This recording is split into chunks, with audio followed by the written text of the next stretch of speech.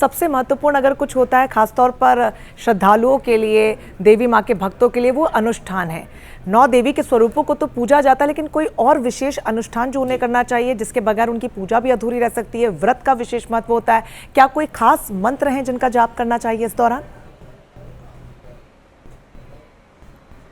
देखिए रंजना जी, आपने बहुत अच्छी बात कही। हम सभी लोग जानते हैं कि नवरात्र पूजन का अवसर है, यह योग का समय है, यह भोग का समय नहीं है। अतः भोगों को त्याग करके पूर्ण मनोयोग से अपने चित्त को, अपनी शक्ति को, अपनी ऊर्जा को भगवती के चरणों में लगा देने का जो विशिष्ट काल है, विशिष्ट अवसर है, विशिष्ट समय है, वह नवरात्र है। नवरात्र केवल उत्सव का समय मात्र नहीं है, नवरात्र शक्ति को संग्रहित करने का समय है। शक्ति संग्रह का जो हमारे यहाँ काल है वह नवरात्र है। एक श्लोक में भगवती देवी के द्वारा बोला हुआ जो दुर्गा सप्तशती में प्राप्त है वह अपने दर्शकों तक पहुँचाता हूँ, और वह श्लोक है सौभाग्यादि च यत्किंचित दृश्यते ललना जने तत्सर्वं मत प्रसादेन तेन जाप्यम इदम शुभम।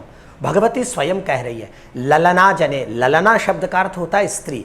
स्त्रियों में, कुमारी कन्याओं में, माताओं में, वृद्धाओं में, युवतियों में जो भी सौभाग्य नजर आ रहा है, जो भी सौंदर्य नजर आ रहा है, जो भी लावण्यता नजर आ रही है, देवी कह रही है वह स्त्रियों का सौंदर्य और लावण्यता नहीं है, वह मेरी ही सौंदर्य, उनमें मेरा ही सौंदर्य, सुंदरता उनमें विराजमान है।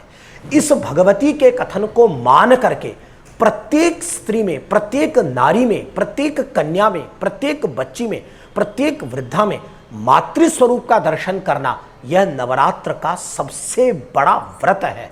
यदि हम इस व्रत का पालन कर पाते हैं तो आप मानिए कि सिंहवाहिनी भगवती दुर्गा उस व्यक्ति पर अवश्य ही कृपा करेगी जिसे प्रत्येक स्त्री में देवी तत्व का दर्शन हो रहा है, शक्ति तत्व का दर्शन हो रहा है।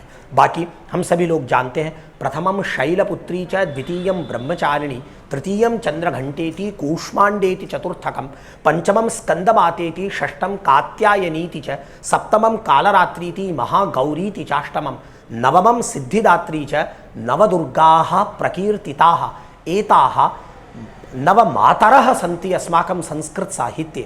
हमारे पुराणों में ये नव माताओं का वर्णन है। ये वास्तव में नव माताएं केवल ऐसे प्रतिमा के रूप में माताएं नहीं हैं, ये जन्म से लेकर अपने काल धर्म तक प्राप्त होने वाली प्रत्येक स्त्री की जीवन अवस्था को देवी ने अपने 9 रूपों में प्रकट किया है। किस प्रकार से वह स्वयं जन्म धारण करती है, किस प्रकार से वह संसार को अपने उदर में दोबारा धारण करके संतान को जन्म दे देती है, अपना ही दुग्ध पिलाकर के उसके जीवन को संपोषित करती है, उसे वृद्धि करती है। यही कारण है कि हमारे शास्त्र ने जो उद्घोष किया यत्र नार्यस्तु पूज्यन्ते रमन्ते तत्र देवताः, जहाँ नारियों का पूजन होता है वहाँ देवी और देवता रमण करते हैं। वह इसीलिए किया गया है कि हमारे यहाँ देवी का तात्पर्य केवल अष्टादश भुजा वाली या 9 भुजा वाली या 8 भुजा वाली देवी मात्र से नहीं है।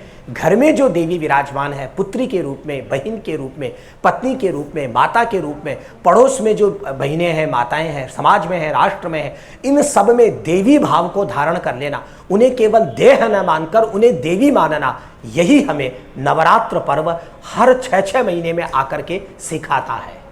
बिल्कुल गुरुजी, बहुत खूबसूरत बात आपने यहाँ पर कही है कि अपने आसपास, अपने घर परिवार में जो भी महिलाएं, सबसे बड़ा काम तो ये होना चाहिए कि हम हर वक्त उनको सम्मान दें।